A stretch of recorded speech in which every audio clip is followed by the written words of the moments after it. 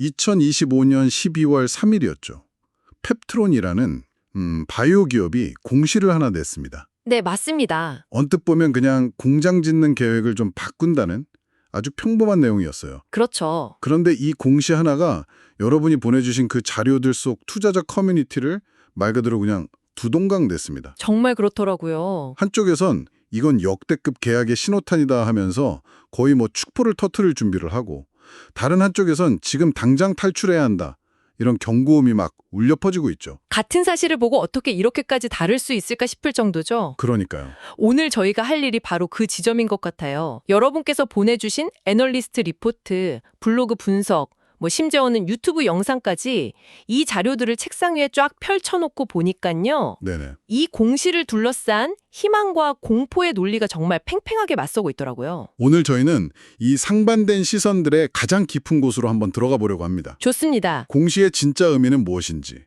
또 긍정론과 비관론의 핵심 근거는 각각 어디에 있는지, 그리고 이 거대한 논쟁의 승패를 가를 결정적인 변수는 과연 무엇인지, 여러분과 함께 그 맥을 짚어보겠습니다. 목표는 단 하나네요. 이 복잡하게 얽힌 실타래를 풀어서 여러분께서 이 상황의 핵심을 명확하게 꿰뚫어 보실 수 있도록 만드는 것. 맞습니다. 자, 그럼 한번 제대로 파헤쳐보죠. 우선 논란의 시작점, 바로 그 공시 내용부터 사실관계만 딱 정리하고 넘어가야 할 것 같아요. 네, 그게 중요합니다.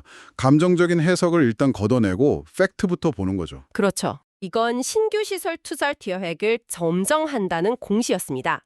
바뀐 내용은 크게 세 가지로 볼 수 있어요. 첫 번째는 총 투자 금액입니다. 투자 금액? 원래 650억 원을 투자하기로 했는데 이걸 890억 원으로, 그러니까 무려 240억 원이나 늘렸습니다. 와, 240억 원이요? 적은 돈이 아닌데? 갑자기 왜 이렇게 증액을 한 걸까요? 이 부분은 잠시 후에 좀 자세히 다뤄보기로 하고, 두 번째 변경 사항은 뭐였죠? 오송에 짓고 있는 제2공장의 준공 예정일이 2026년 12월 말에서 2027년 6월 말로 6개월 뒤로 밀렸다는 겁니다. 6개월이나요? 네. 공장 짓는데 돈은 더 들어가는데 완공은 더 늦어진다. 이것만 놓고 보면 사실 좋은 소식은 아니죠. 그렇죠. 돈은 더 들고 시간도 더 걸린다. 보통 이런 건 악재로 받아들이기 쉬운데요. 맞아요. 그런데 여기서 정말 흥미로운 게 세 번째 변경 사항입니다. 늘어난 투자금 240억 원의 사용처 말이에요. 아, 바로 그 지점이죠. 자료를 보니까 기계장치 같은 핵심 설비 투자액은 그대로인데 오직 공장 건축비만 205억 원에서 445억 원으로 2배 이상 폭증했어요. 네, 2배가 넘게 늘었죠. 이건 좀 이상하지 않나요? 공장을 더 크게 짓는 거면 안에 들어갈 설비도 더 필요할 텐데 껍데기 짓는 돈만 늘어났다는 거잖아요. 바로 그 지점이 이번 논쟁의 핵심 중 하나입니다. 왜 건물 짓는 돈만 늘렸을까? 네.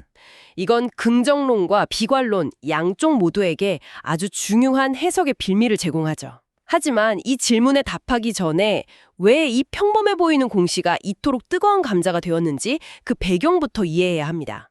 타이밍이 정말 절묘했거든요. 맞아요. 이 공시가 나오기 불과 며칠 전에 아주 큰 사건이 있었죠. 네, 있었습니다. 펩트론의 가장 큰 기대주, 바로 글로벌 제약사 일라일릴리와의 기술 이전 계약과 관련된 논란이었습니다. 네. 신뢰의 문제였습니다.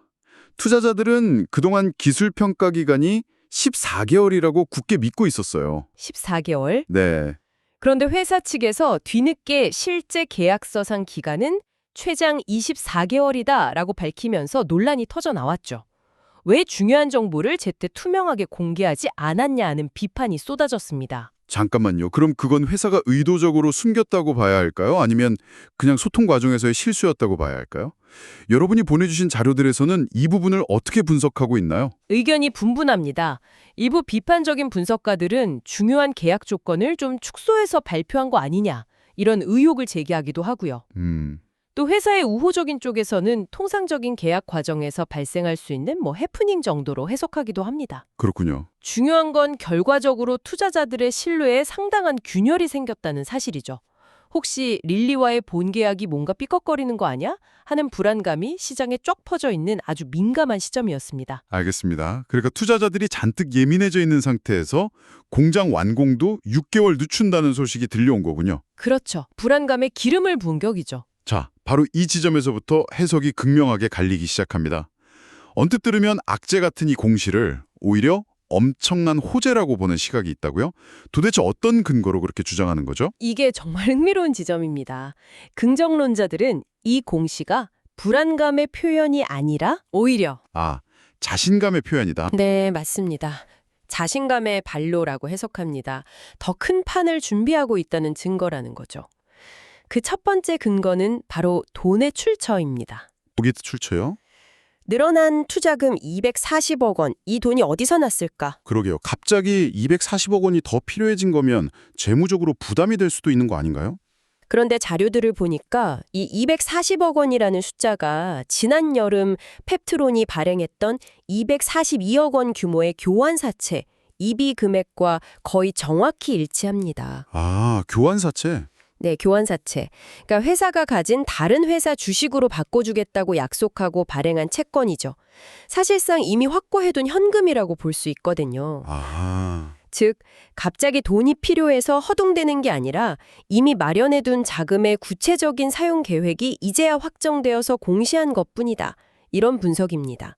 계획된 수순이라는 거죠. 아, 이미 주머니에 있던 돈의 용처를 밝힌 것뿐이다. 이건 꽤 설득력 있네요. 그렇죠. 그런데 더 흥미로운 건 두 번째 근거, 공급망 퍼즐 이론이더라고요. 이건 거의 추리 소설 같던데요. 맞습니다. 이건 정말 여러 자료를 교차해서 봐야 보이는 그림인데요. 네네. 펩트론이 공장 완공 시점을 2027년 상반기로 늦췄잖아요. 그렇죠. 그런데 공교롭게도 원료 의약품을 공급할 것으로 추정되는 IT캠이라는 회사의 신공장 완공 시점 역시 2027년 상반기입니다. 정말요? 심지어 IT캠이 IR 행사에서 우리 신공장 2027년 상반기에 완공됩니다 라고 발표한 바로 다음 날 펩트론이 이번 정정 공시를 냈어요. 타이밍이 정말 기가 막히네요. 이건 우연이라고 보기엔 좀 그렇죠. 이 아니라고 말합니다. 여러분이 보내주신 자료들을 종합해보면 이건 단순히 공장 완공일이 겹친다는 차원의 이야기가 아니에요. 그럼 뭐죠? IT캠이 원로를 만들고 SK팜테코가 그걸 받아서 중간재를 생산하고 최종적으로 펩트론이 완제품을 조립하는 거대한 K바이오 생산 클러스터가 물밑에서 조용히 완성되고 있다는 거의 첫 번째 가시적인 증거일 수 있다는 거죠. 와, 파트너사들과의 긴밀한 조율 없이는 불가능한 그림이라는 겁니다. 그렇게 연결해서 보니까 전혀 다른 그림이 되네요. 단순한 공장 건설 지연이 아니라 거대한 공급망의 마지막 퍼즐 조각을 맞추는 과정으로 보일 수도 있겠군요. 네, 그렇게 보는 거죠. 자, 그럼 아까 던졌던 질문으로 돌아가 보죠. 왜 설비 투자는 그대로인데 건축비만 2배 넘게 늘었을까? 여기에 대한 긍정적 해석은 뭔가요? 이걸 스케일업 이론이라고 부르더군요. 두 가지 가능성을 제기합니다. 첫째, 파트너사인 일라일 릴리 측의 요구 조건이 더 까다로워졌을 수 있다는 겁니다. 아, 릴리 측에서요? 예를 들어 더 높은 수준의 생산시설 등급, 즉 CGMP 기준을 요구했을 수 있죠. 이러면 공장 설계 자체를 바꿔야 하니 건축비가 늘어날 수밖에 없습니다. 그렇군요. 둘째는 평가 중인 신약 후보 물질이 추가됐을 가능성입니다. 원래 약 하나만 만들었는데 두세 개를 동시에 생산할 수 있는 라인을 깔아야 해서 공장 규모 자체가 커졌다는 추측이죠. 그러니까 어느 쪽이든 판이 더 커졌다는 신호로 해석하는 거군요. 맞습니다. 단순한 지연이 아니라 더 큰 계약을 위한 업그레이드 과정이다. 정확합니다. 여기서 한 걸음 더 나아간 아주 대담한 추측도 있었어요. 여러분이 보내주신 한 블로그 분석이 특히 눈에 띄던데요. 이분은 설비 투자액을 이번 공시에 일부러 늘리지 않은 것이 숨은 의도라고 주장합니다. 숨은 의도요? 그게 뭐죠? 시나리오는 이렇습니다. 일단 교환사채로 확보한 240억 원으로 공장 건물부터 크게 지어놓는다. 네.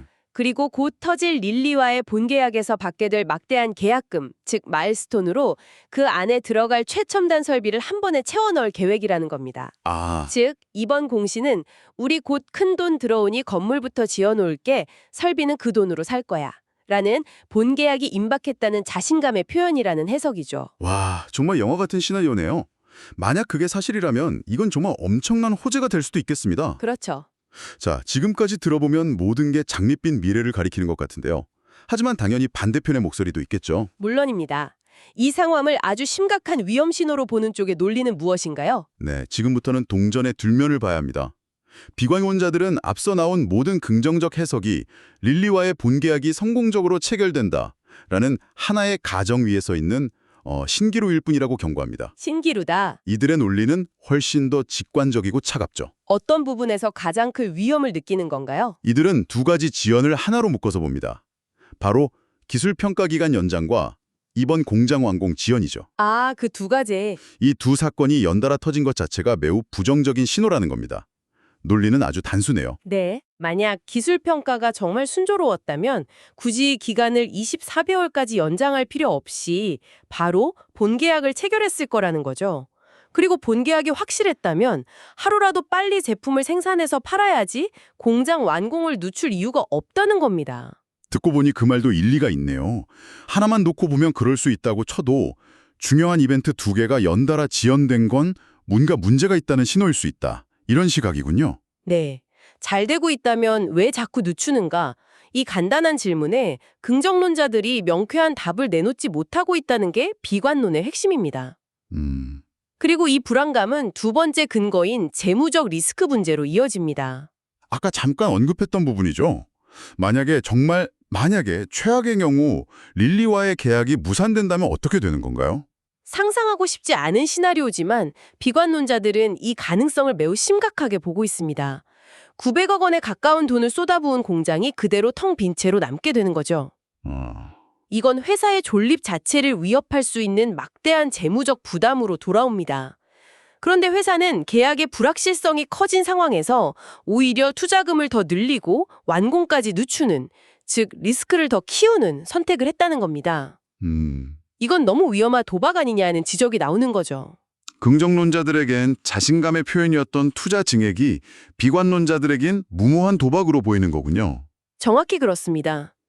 그런데 일부 자료에서는 이것보다 훨씬 더 심각한 의혹까지 제기하고 있던데요. 내부자 매도 의혹 말입니다. 네, 한 유튜버 분석가가 제기한 주장인데 상당히 민감한 내용입니다. 네, 이 분석가는 공식적인 악재가 발표되기 며칠 전부터 대규모 거래량을 동반한 주가 급락이 여러 차례 있었다는 점을 지적합니다.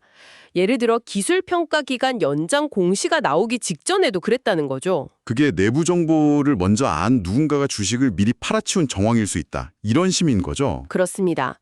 물론 명확한 증거는 없기 때문에 의혹 제기 수준입니다. 하지만 이런 주장이 나오는 것 자체가 시장의 불신이 얼마나 깊은지를 보여주는 거죠. 그렇죠. 심지어 과거에 비슷한 패턴으로 주가가 급락했던 다른 바이오 기업의 사례와 비교하면서 현재의 주가 반등은 소위 세력들이 남은 물량을 개인 투자자들에게 떠넘기기 위한 마지막 과정일 수 있다는 아주 극단적인 주장까지 나오고 있습니다. 알겠습니다. 정말 같은 사안을 두고 이렇게까지 극과 극의 분석이 나올 수 있다는 게 놀랍네요. 네. 자, 그럼 이 모든 정보를 종합해 봤을 때 우리는 이 상황을 어떻게 이해해야 할까요? 여러분은 지금 동일한 공시를 두고 한쪽은 거대 계약의 증거라고 보고 다른 한쪽은 위험한 도박이라고 외치는 상황을 보고 계십니다. 결국 이 모든 논쟁은 신뢰라는 한 단어로 귀결되는 것 같습니다. 신뢰. 긍정론의 핵심을 한 문장으로 요약하면 회사의 계획과 파트너사들과의 관계를 믿는다는 겁니다. 공급망 퍼즐을 맞추고 더 큰 계약을 위해 공장 등급을 올리는 이 모든 과정은 단기적인 지연일 뿐 더 큰 성공을 위한 준비 과정이라고 굳게 믿는 거죠. 반면에 비관론의 핵심은 회사의 소통 방식을 믿을 수 없다는 거겠네요. 바로 그겁니다. 특히 과거 기술평가 기관에 대해 명확하게 소통하지 않았던 전력이 이런 불신을 더욱 증폭시키고 있는 거고요. 맞습니다. 그래서 긍정론자들은 공급망이라는 미래의 그림을 신뢰의 근거로 삼는 반면 비관론자들은 소통 실패라는 과거의 사실을 불신의 근거로 삼고 있는 겁니다. 그리고 이 신뢰의 저울을 한쪽으로 완전히 기울게 할 가장 중요한 변수, 즉 일라이릴리와의 기술평가 최종 결과는 아직 공개되지 않았습니다. 그렇죠. 모두가 그 결과만 기다리고 있는 거죠. 오늘 우리는 펩트론의 공장 증설 공시 하나가 어떻게 투자자들의 희망과 공포를 동시에 비추는 거울이 되었는지 깊이 들여다봤습니다. 긍정론자들에게는 더 큰 미래를 위한 초석으로, 비관론자들에게는 회사를 위기에 빠뜨릴 위험 신호로 읽혔습니다. 마지막으로 여러분이 앞으로 이 상황을 지켜보실 때 곱씹어볼 만한 질문을 하나 던지면서 마무리할까 합니다. 네. 오늘 저희가 살펴본 대부분의 자료들은 펩트론의 성패가 오직 일라일릴리라는 단 하나의 회사와의 계약에 달려있는 것처럼 이야기하고 있습니다. 그렇죠. 모든 희망과 공포가 릴리에서 시작해서 릴리에서 끝나죠. 네, 거의 운명 공동체처럼 묘사되고 있죠. 그런데 일부 사료에서 흘러나오는 이야기를 보면 펩트론이 다른 글로벌 대형 제약사들과도 여러 논의를 진행하고 있다고 언급됩니다. 아, 다른 곳과도요? 네. 여기서 이런 상상을 해볼 수 있습니다. 만약 이 900억 원짜리 대규모 공장 증설이 단지 릴리 하나만을 위한 것이라면 어떨까요? 릴리만을 위한 게 아니라면요? 네. 파트머파를 동시에 상대할 수 있는 일종의 공용 플랫폼을 구축하려는 전략적 포석이라면 말입니다. 아하. 특정 기술 하나를 특정 회사에 파는 기술 수출 기업을 넘어 여러 빅파마를 고객으로 둘 수 있는 플랫폼 기술 기업으로 도약하기 위한 큰 그림일 수도 있다는 거죠. 그렇군요. 그렇게 되면 릴리와의 계약이 설사 잘못되더라도 리스크가 분산되고 새로운 기회를 찾을 수 있게 됩니다. 특정 계약 하나의 회사의 운명이 좌우되는 구도가 아니라 훨씬 더 안정적인 사업 모델로 전환되는 겁니다. 앞으로 이 기업의 행보를 지켜보실 때 이 대규모 투자가 과연 하나의 열쇠를 위한 것인지 아니면 여러 개의 문을 열기 위한 것인지 이 질문을 한번 떠올려 보시는 것도 아주 흥미로운 관전 포인트가 될 것 같습니다.